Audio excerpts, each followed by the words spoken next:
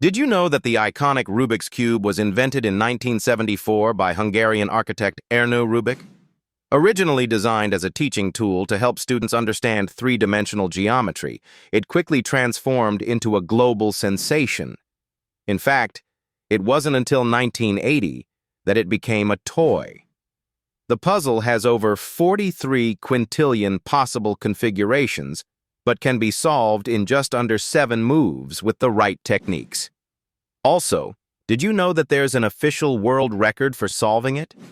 As of now, it's around just under 4 seconds. This vibrant cube not only entertains but also challenges our brains and enhances spatial reasoning skills.